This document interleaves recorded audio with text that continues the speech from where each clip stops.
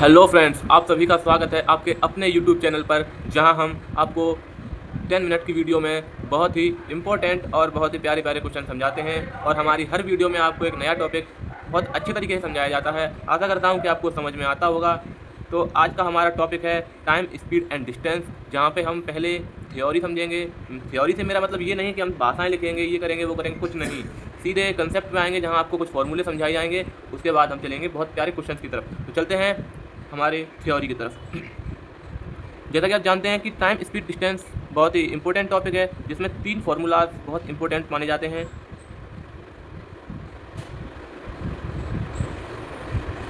Distance यानी दूरी बराबर होती है स्पीड मतलब चाल इनटू टाइम। ये फॉर्मूले बहुत ही इंपॉर्टेंट हैं, जिन्हें आपको अभी की अभी याद करते हुए चलना है, क्योंकि आगे हम क्वेश्चन करेंगे उनमें इन फॉर्मूलों के बिना कुछ नहीं होने वाला। इस बात को याद रखिए। दूसरा फॉर्मूला है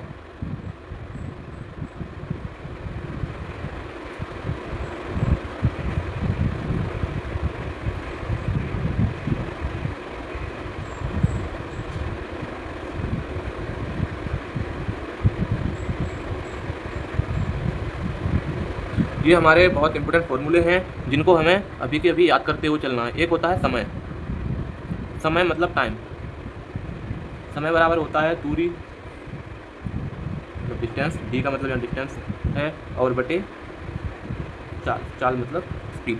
ये 3 फॉर्मूले जो हैं बहुत ही इंपॉर्टेंट हैं, और इन्हें आपको 100% याद करके रखना है। आगे चलते हैं, जिसमें कुछ इंपॉर्टेंट थॉट्स और हैं। जैसे हमसे कहा जाए कि किलोमीटर पर आवर में चाल दी है, उसको मीटर पर सेकंड में चेंज करना है, तो किलोमीटर पर आवर से मीटर पर सेकंड में चेंज करने के लिए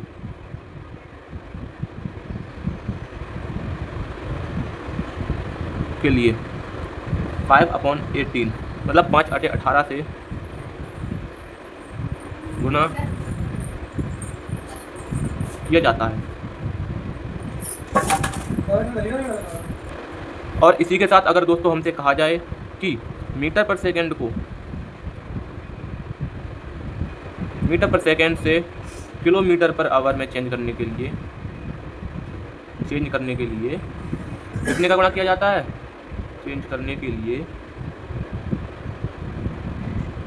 18/5 से गुना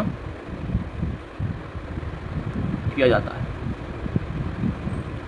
ये बात आपको बहुत ही अच्छे तरीके से याद रखनी है, क्योंकि ये हमारे काम बहुत आता है। और डायरेक्ट भी पूछ लेता है कभी कभी एग्जाम्स में। एसएससी के एग्जाम हुए, पुलिस वगैरह के एग्जाम हुए, इनमें डायरेक्ट भी कभी पूछ लेता है कि किलोमीटर पर आवर को मीटर पर सेकंड में चेंज करने के लिए कितने का गुणा करते हैं। या फिर ऐसे भी पूछ लेता है कि मीटर पर सेकंड को किलोमीटर पर आवर में चेंज करने के लिए कितने का गुणा करते हैं। ये बातें आपको बहुत अच्छे तरीके से याद रखनी है।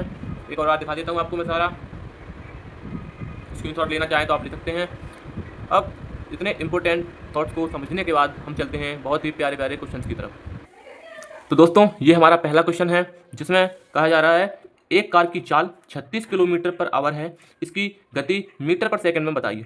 तो हमने आपको बताया है मीटर पर सेकंड में चेंज करने के लिए क्या करते हैं, 5/18 से गुणा करते हैं। तो 36 इंटू, ये देखिए 36 इंटू 5/18। अभी किलोमीटर पर आवर में है, ये स्पीड को मीटर पर सेकंड में चेंज करना है, तो अपने क्या किया, 5/18 से गुणा कर दिया। ये 18 बन जाए 18, 18 टू या 32, तो हमें मिलता है यहाँ 10 मीटर पर सेकंड। ओके, चलते हैं नेक्स्ट क्वेश्चन की तरफ। आशा करता हूँ आपको समझ में आया होगा। दूसरा क्वेश्चन है हमारा, एक व्यक्ति अपनी कार से 420 किलोमीटर की यात्रा तय करता है। यात्रा पूरी करने में उसे 6 घंटे का समय लगता है। उस व्यक्ति की चाल ज्ञात कीजिए।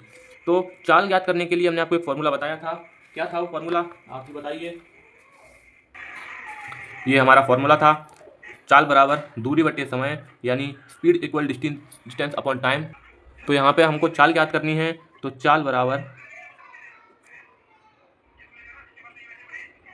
यानी स्पीड इक्वल दूरी मतलब distance upon time.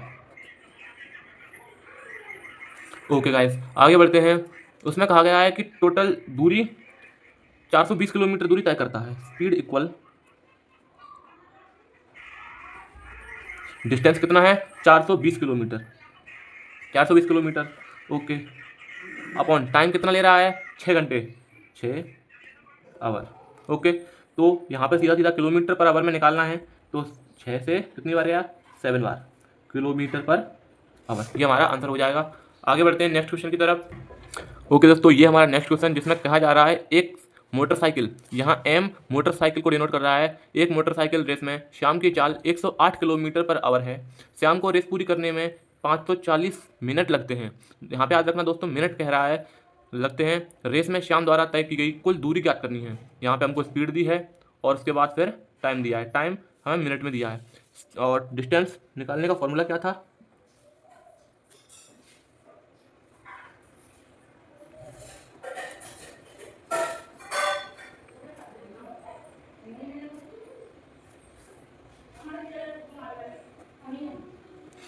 Distance equal speed into time होता है। तो यहाँ पे डिस्टेंस हमें निकालना है, स्पीड हमारे पास क्या दी है 108 किलोमीटर पर आवर।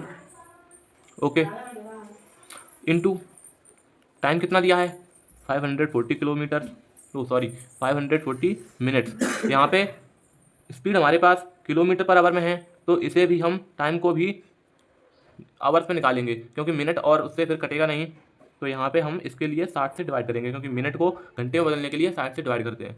फिर यहाँ से ये 0 चला जाएगा, 6 से काटेंगे तो 9 बार जाएगा, इन दोनों का इसमें मल्टीप्लाई कर देंगे तो हमें मिल जाएगा।